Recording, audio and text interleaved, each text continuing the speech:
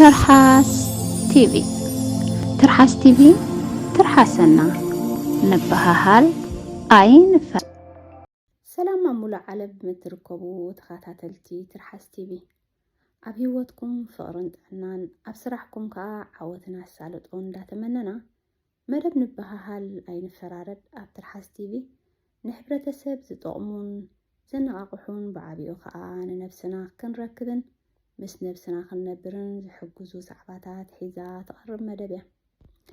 ኣብዚ ንሕብረተሰብ ምዕባይ ኣብ ትፃወቶ ተራ ንስኻትኩም እውን ንዓኹም ተጠቒምኩም ንኻልኦት ንኽጥቀሙ ዕድል ምሃብ ሸር ላይክ ኤንድ ሳብስክራይብ ብምግባር ናብ ኩሉ ክበፅሕ ክትተሓባበሩና ትኽእሉ ኢኹም።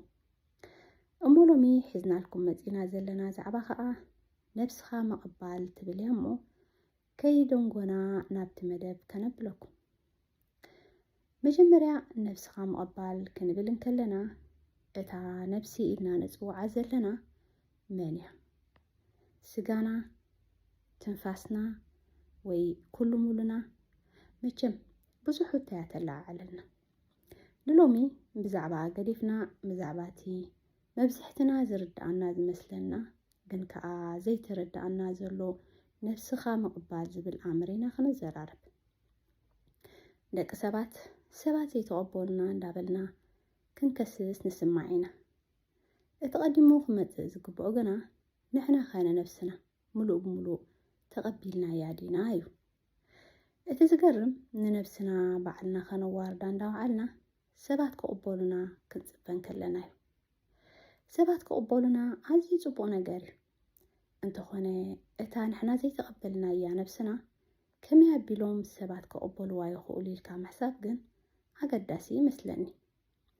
ድሓር ከዓ ስለምንታይና ኸ ብዛዕባ ሰባት ተቐቢሎምናን ኣይተቐበሉናን ክሳብ ክንድኡ ዘገድሰና ዘሎ?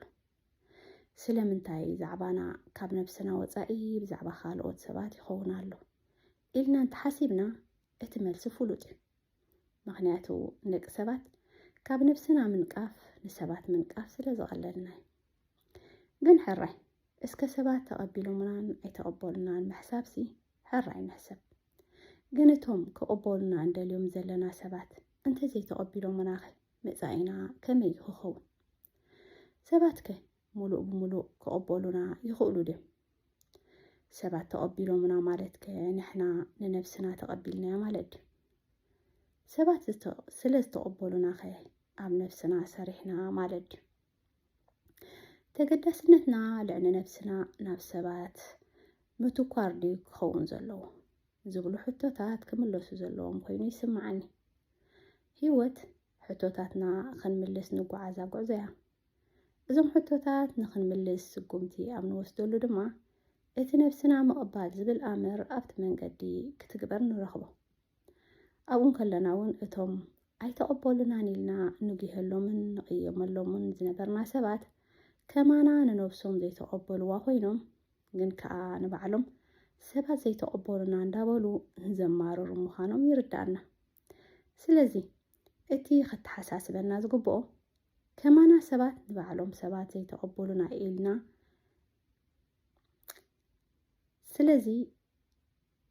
ስለዚ እቲ ክትሓሳስበና ዝግብኦ ከማና ሰባት ንባዕሎም ሰባት ዘይተቐበሉና ኢሎም ዝጭነቑ ዘይተቐበሉና ኢልና ንጭነቕ ምህላውና እዩ።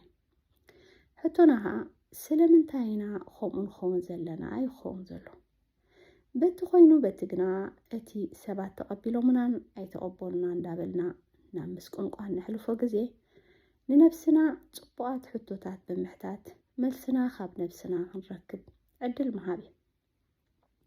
እንተኾነ መብዝሕትና ንነብስና እንታይ ከም ንሓታን ከመይ ከም ንሓታን ስለ ዘይንፈልጥ እቲ መልሲ እውን ተሓቢእና እዩ ዝርከብ።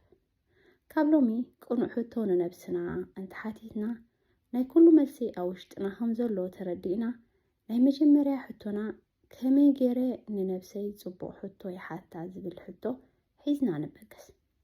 ምክንያቱ እታ ከመይ ትብል ሕቶ ብዙሓት ከምዝን ከምትን ትብል መልሲ ሒዛትልና ከምትመፅእ ብነብሰ ተኣማንነት ይነግረኩም ኣለኹ። ውሽጥና ቅኑዕ ሕቶ እንተሓቲትናዮ ቅኑዕ መልሲ ናይ ምርካብ ስራሕ ናቱ እዩ። ምክንያቱ ንሱ እቲ ቀንዲ ናትና መጓዓዝትን መባህልትን እሙን መሓዛን ስለ ዝኾነ ኣብ መወዳእታ ደጊሜ ሕቶታትና ብዘይካ ውሽጥና ካልእ ክምልሰልና ዝኽእል ኣካል ከም ዘየለ ፈሊጥና ንውሽጥና ግዜ ሂብና ኮፍ ኢልና ከነዘራርቦን ክንሰምዖን እንዳዓደምኩ ነዚ ነገር ምትግባር ንዝኸበደኩም ከመይ ጌርኩም ምስ ውሽጥኹም ትዛረቡን ትውዕሉን ትሓድሩን ትነብሩን ነፍስኹም ትቕበሉን ክትፈልጡ ምስ ትደልዩ ኣብ ትርሓስ ቲቪ ዝብል ሕሳብና ብኢንስታግራምን ኢሜይልን መልእኽቲ ብምግዳፍ ክትረኽቡና ትኽእሉ ኢኹም። ከነገልግለኩም ሕጉሳት ኢና። ክሳብ ኣብ ካልእ ስራሕ ብኻልእ መደብ ንራኸብ። ሰላምን ጥዕናን ኣብ ዘለኹም።